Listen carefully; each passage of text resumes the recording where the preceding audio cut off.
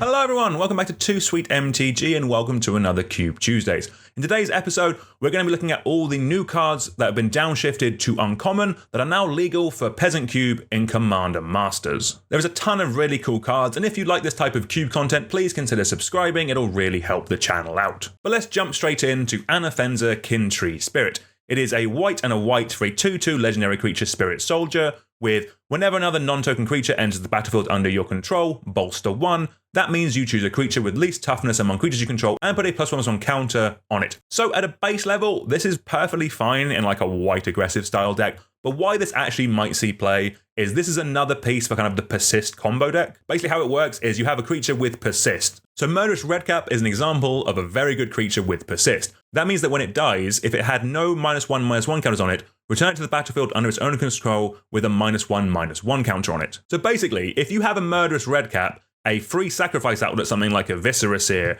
and an Anafenza, you technically just win the game there. But with any Persist creature, you can basically make it infinitely come in and out, because it'll come back in with a -1/-1 counter on it from the Persist, but Anafenza will see it as a creature coming back in, so it'll put a +1/+1 counter on it. You can't have a -1/-1 and a +1/+1 counter on a creature. Basically, when that happens, they are removed. So that means you can infinitely sack the creature with Persist with something like Anafenza out. I ran the Persist combos in like my unpowered Vintage Cube for quite a while, and it was good, but it never really came together. I think in Peasant, this could be one of the strongest decks. Like there aren't as many combos available, like you don't have Kiki Jiki, Splinter Twin, stuff like that. But I think Persist combo will be fantastic in Peasant Cube. And Anafenza is another great addition to that deck. It just gives the cube something additional to do. It just makes the combo a bit more viable and gives more variety to cube designers, and I think that's always going to be a good thing. So very happy to see Anafenza Kintree Spirit downgraded to uncommon. Next we have Kemba Car Regent. It is 1 white for a 2/4 legendary cat cleric. At the beginning of your upkeep, create a 2/2 white cat creature token for each equipment attached to Kemba Car Regent. Do you have an equipment matter section in your Peasant Cube? Here you go, run Kemba Car. Like they are really trying to make equipment matters work, especially in Boros. Maybe Peasant is the place that can probably find a home, and Kemba Car seems like a perfectly fine role player in that deck. I think in that build, I think it'll be good. Outside of that, it probably won't see much play.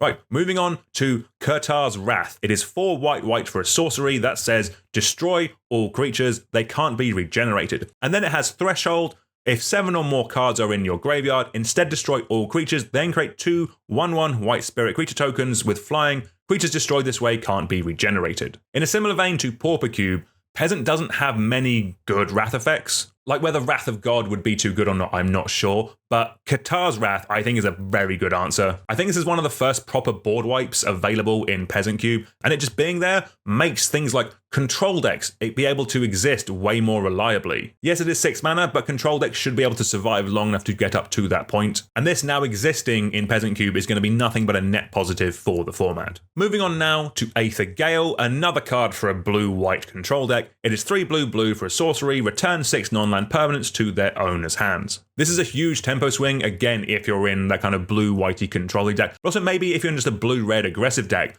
this could just remove all your opponent's blockers, and then maybe with some blitzy creatures that you have, could let you swing through and win a game. I think Aether Gale is going to be really cool. Like 5 mana for this effect doesn't seem too expensive, like especially if it's triggering prowess on a bunch of your creatures. Very cool card, very solid. I think this should see a decent amount of play. Next we have Thrix the Sudden Storm. It is 3 blue for a 4/5 elemental giant with flash, flying, and spells you cast with mana value 5 or greater cost 1 less to cast and can't be countered. This seems perfect, if I'm honest, in kind of like a Simic big things deck. Like, I mean, Wilderness Reclamation is Peasant legal. That's the enchantment that untaps all of your lands at the end of your turn. Like that with this flash massive flyer that makes all your spells cost cheaper. Seems really good. Like this does just look like one of the best 5-drops available at uncommon now, and yeah, I think this will see an absolute ton of play. From one flying lad to another flying lad, next we have Zahid, Djinn of the Lamp. It is 4 blue for a 5/6 legendary creature Djinn with flying, and you may pay 3 in a blue and tap an untapped artifact you control rather than pay this spell's mana cost. So it seems like a pretty solid card in an artifact deck. One of the biggest things against this is that it's not actually an artifact itself, and for synergy reasons, artifact decks want to run as many artifacts as possible, but this is a very good reward for just running a load of little dorky artifacts. Like 4 mana tap a clue token or something for a 5/6 flyer is gonna be very solid. That is well ahead of rate. Like even at 6 mana, that's not a terrible rate, 5/6 flyer for 6. That will still kill people, but I think for this to get into Peasant cubes, it will need some kind of artifact support just so you can do the kind of mini broken thing of getting this out on turn 4. But moving on to black now, and we have another board wipe. We have Extinguish All Hope. 4 black for a sorcery, destroy all non-enchantment creatures. The non-enchantment clause does not really matter on this text like a super amount. This is effectively just another board wipe in black. Again, perfect if you're trying to do like a black X control deck. Maybe it's Dimir, like maybe it's Esper, then you can run the white one as well. Like I think 6 mana is the perfect place for a board wipe in Peasant. It's definitely something they can keep an eye on. Like if the feedback is this is still not strong enough, then maybe we can move to the 5 mana one, something like Fumigate, and put that into the format. But I think just 6 mana is a fantastic place to start out, and then we'll slowly move forward and see where we're at. But yeah, this will see a bucket load of play, and it's probably an auto-include in any Peasant cube going forward. Alright, I'll be honest, it is mad that Gonti is now an uncommon. For those who don't know, it is 2 black for a legendary creature, Aetherborn Rogue, and is a 2/3 with Death Touch. When it enters the battlefield, look at the top 4 cards of target opponent's library, exile one of them face down, then put the rest on the bottom of that library in a random order. You may cast that card for as long as it remains exiled, and mana of any type can be spent to cast that card. Gonti is just such a great, annoying little roadblock. Like again, for control decks or slower paced decks, like this is going to be fantastic. Like this comes down, gives you card advantage from your opponent's deck, and then this will just trade with the opponent's best creature. It's just going to be good, and that's before you even get to like flickering it. I love Gonti. I think this is going to be a slam dunk. Like people in general love Gonti, and the fact that this is now Peasant legal is going to be awesome. Next up, we have Gorex the Tomb Shell. It is 6 black for a legendary creature Zombie Turtle. It's a 4/4 with an additional cost to cast this spell. You may exile any number of creature cards from your graveyard. This spell costs 2 less to cast for each card exiled this way. It also has Death Touch, and when it attacks or dies, choose a card at random exiled with Gorex and put it into its owner's hand. So this is very much for the Golgari self-mill kind of deck. Like, you want to try and make this cast as cheap as possible, and then get some value from it when it attacks. And then you want to bring cards from your graveyard back into your hand when you attack with it or when it dies. Like in Peasant, this is just going to be a really solid, really grindy, annoying kind of value engine that's going to keep moving cards around and just be pretty good. Like there are worlds where this is just black for a 4/4 Death Toucher, and when it dies, puts a creature card back into your hand. That seems pretty good, and especially for Peasant, I think this will see some decent play and looks like a very fun card. Another cool card for kind of the self-millie style decks, we have Izareth the Awakener. It is 1 black for a 3/3 legendary creature human wizard with Death Touch, and it has, when it attacks, you may pay X. When you do, return target creature card with mana value X from your graveyard to the battlefield with a corpse counter on it. If the creature would leave the battlefield, exile it instead of putting it anywhere else. So this basically has 2 places. The first one is, as I mentioned, in the kind of self-mill deck where you can put some good ETB value creatures into the bin and then use this to return them in to get your value out of them, as well as an attacking creature. The other one is just aristocrats. Like bring back a creature with Aftermath, bring back a creature that makes something else when it dies, and this will just give you so many bodies again and again. Like yes, your opponents can just block Izareth and try and take it off the board, but it's going to be trading like guaranteed because of that Death Touch with anything that is going to be getting into combat with it. It's a cool little value card. I think it could be quite fun. Next up, we have Tabarex Hope's Demise. It is 2 and a black for a 2/2 legendary creature Demon Cleric with flying, and it has lifelink as long as it has 5 or more +1/+1 counters on it, and whenever another non-token creature you control dies, put a +1/+1 counter on Tabarex. If that creature was a cleric, you may draw a card. If you do, lose 1 life. So the cleric tribal element of this, I don't think will come up. This is effectively a win condition for an aristocrat deck. Basically, you put this into play, it'll get bigger as you do your sacrificey style of things. And this importantly has flying. Like, as soon as this is a 3/3 flyer for 3, you're going to be happy with that. That is a decent rate. So you need 1 creature to die at any point to be happy with this. And then from then, it is just upside. Like, this is going to be bigger than a lot of the flyers in the format very, very quickly. And if clerics exist in Peasant Cube, then ooh, I'm into that quite a bit more. But yeah, cool card, we'll see how it goes. But next is a card that 100% goes into aristocrats and is super strong. We have Yahenni Undying Partisan. It is 2 and a black for a legendary creature Aetherborn Vampire with haste, and whenever a creature an opponent controls dies, play +1/+1 counter on Yahenni Undying Artisan. It also has sacrifice another creature. It gains indestructible until end of turn. So this is a fantastic aggressive body that is also, importantly, a free sacrifice outlet. You don't have to pay mana, it just works. This is exactly what aristocrat decks are looking for. The more of them that a format has, the better aristocrats will be. If you have aristocrats in your peasant cube, your Henny is now an absolute slam dunk. It is a phenomenal card, and it's going to be really, really strong as an uncommon. Moving on to red now, and we have Rorik's Bladewing. It is 3 red, red, red for a 6/5 legendary creature dragon with flying and haste, and that is all. This is just a big dumb idiot win condition. If you have Gruul monsters or any kind of ramp deck in red, this seems like a really cool top end. It's just a big dumb idiot. We love it. It'll come down, hit like a truck, and kill some opponents. Absolutely fantastic. For a slightly more expensive dragon, we have Skyline Despot. This is 5 red red for a 5/5 dragon with flying, and when you enter the battlefield, you become the monarch. At the beginning of your upkeep, if you're the monarch, create a 5/5 red dragon creature token with flying. So again, this wants to go in a deck that can actually cast it. But when you do, this seems really, really strong. Like if this isn't answered, you're probably going to be winning the game, because you're definitely going to be drawing a card the turn this comes down. The chances of you making another dragon are quite high, just because you put down a 5/5 dragon, which will probably be the biggest creature on the board. Like, the only way your opponent is getting the Monarch back is if they swing through with a bunch of tokens, and then you can just start eating them. And then this will very easily take the Monarch back for you, because it is a 5/5 flyer. Like, I think this is a super strong card. The main issue could be that it's just too expensive. It really depends on how high you are wanting your ramp deck to go. But it's a really strong card, and we all know how dumb the Monarchy is in one-on-one formats. But next we have a really cool card. We have Squee, Goblin Naboo. It is 2 and a red for a 1/1 legendary creature goblin. At the beginning of your upkeep, you may return Squee from your graveyard to your hand. So the baseline for this is this goes in an aristocrat deck, but as just a repeatable way of sacking a creature. But think bigger than that. This is a phenomenal card in like madness discard style of decks. Like this with like a wild mongrel is phenomenal. Like any way that you can repeatedly get value out of discarding a creature for free. Squee is one of the best enablers for that. Like with Squee, you could definitely see a madness style of deck really come to the fold. Like with your wild mongrels, with your root wallers, that kind of stuff. I love Squee. Like if I was building a peasant cube from scratch today, I would 100% make sure that Squee, Goblin Naboo was good in it, because I think it's just an awesome card. And it's definitely way stronger than it looks. Like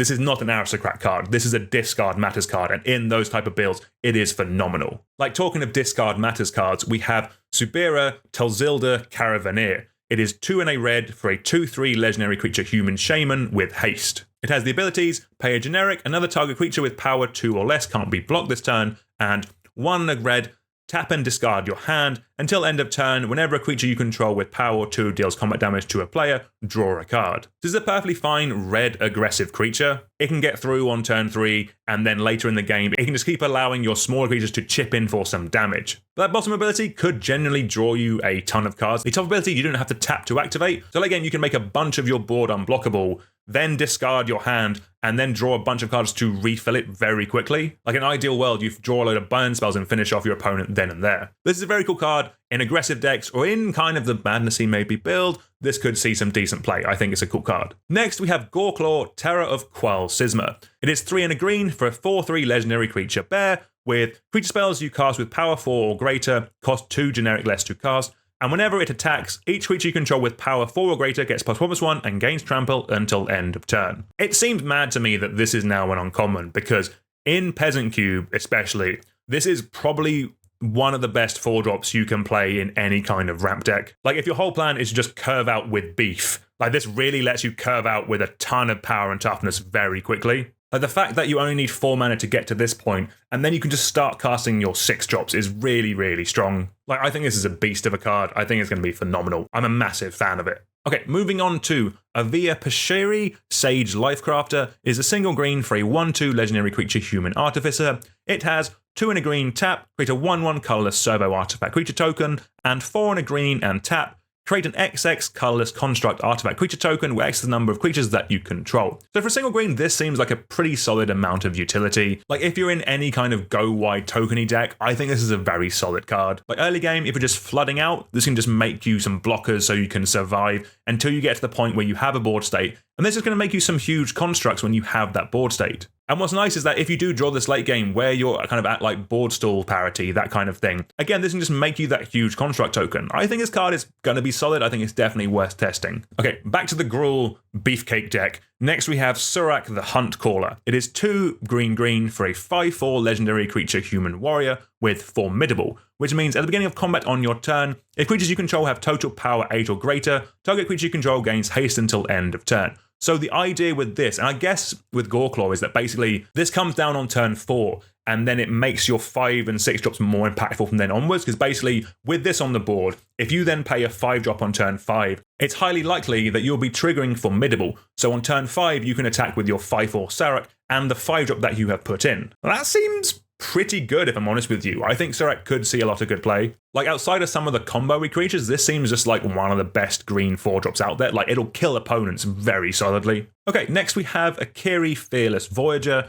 It is 1 red and a white for a 3/3 legendary creature core warrior, with whenever you attack a player with 1 or more equipped creatures, draw a card, and a single white, you may unattach an equipment from a creature you control. If you do, tap that creature and it gains indestructible until end of turn. Again, this is definitely one for the Equipment Matters deck. I always struggle with the raw power level of that deck, but this is just a solid creature. If you are looking at supporting Equipment Matters, this will go into it. This will be a good signpost card that this deck exists in Boros. Yeah, strong card, we'll see how it goes. Next we have Ariel, Knight of Windgrace. It is 2 white and a black for a 4/4 legendary creature human knight with Vigilance. It has the abilities 2 white and tap it to create a 2/2 white knight creature token with Vigilance, and pay a single black, tap X, untap knights you control, and destroy target creature with power X or less. Like, there are some decent knights that see play in like Peasant Cube, things like Dauntless Bodyguard, a Corda Paladin. Like the Danather also from Downshifts is pretty good. You have things like Order of Midnight and like Sir Conrad the Grim, that's a very strong knight. Like if it's not too much hassle to support it, then I think Ariel, Knight of Windgrace could be a very solid include in a lot of cubes. Okay, moving on now to Judith the Scourge Diva. It is 1 black and a red for a 2/2 legendary creature human shaman. Other creatures you control get +1/+0, and whenever a non-token creature you control dies, Judith the Scourge Diva deals 1 damage to any target. This is just generically one of the best cards in an aristocrat kind of deck. So the top ability first just makes your little like 1/1 dorky creatures actually like lethal. Like, those decks generate a ton of like really bad small creatures because you're trying to sacrifice them. But this lets you attack with them first, and then you can sacrifice them after combat to deal damage. And the fact that this is also a pinger that goes to any target, like this can kill creatures, this can kill planeswalkers, is very, very strong. And importantly, it can also go to the dome. Judith is a phenomenal card. Like, this seems one of the best downshifts for Peasant Cube, because this will really push aristocrat decks to a whole new level. I think Judith, again, is going to be a staple in Peasant Cube going forward. And then our last card to talk about is Melek Izzet Paragon. It is 4 blue and a red for a 2/4 legendary creature, Weird Wizard.